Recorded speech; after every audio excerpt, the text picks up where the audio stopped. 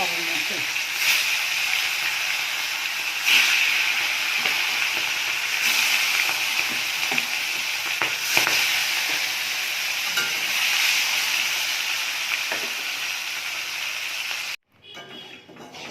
মাংস ভেজে তুলে নিয়েছি, ওই তেলেই আমি করে নেব। দারচিনি আর ছোটো এলাচ দিলাম, তেজপাতা দিয়ে দিলাম,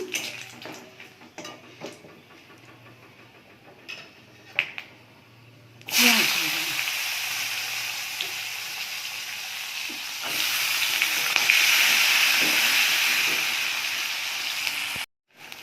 পেঁয়াজটা লাল লাল হয়ে গেছে। এবার আদা, রসুন, টমেটো, পেঁয়াজ বেটে নিয়েছি, এটাকে দিয়ে দিলাম।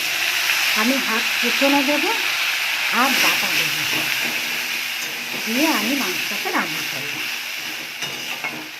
একটু লাল লাল হয়ে যাবে, কষে নেবে এটাকে ভালো করে। পেঁয়াজের মশলাটা ভাজা ভাজা হয়ে গেছে, এবার আমি টমেটো দিয়ে দিচ্ছি। এখানে হলুদ, লঙ্কা, কাশ্মীরি লঙ্কা আর জিরের গুঁড়ো দিয়ে দিচ্ছি।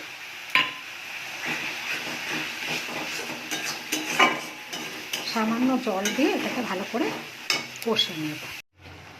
এবার ভেজে রাখা মাংস আর আলু দিয়ে দিচ্ছি।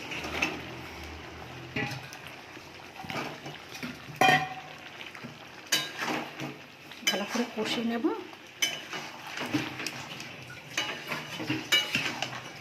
ঢাকা দিচ্ছি। এবার আমি নুন দিয়ে দিচ্ছি।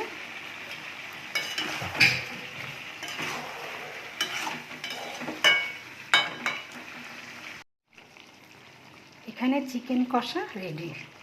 আমি এর মধ্যে জল দিইনি, আমি কম আছে আস্তে আস্তে করে এটাকে রান্না করেছি। জল দিলে পানসা হয়ে যায়, ওই জন্য জলটা দিইনি, কম আছে রান্না করে আমার চিকেন কষা রেডি। দেখতেই পাচ্ছেন। এবার একটু গরম মশলা দিয়ে দেবো এর মধ্যে। গরম মশলা দিয়ে দিচ্ছি।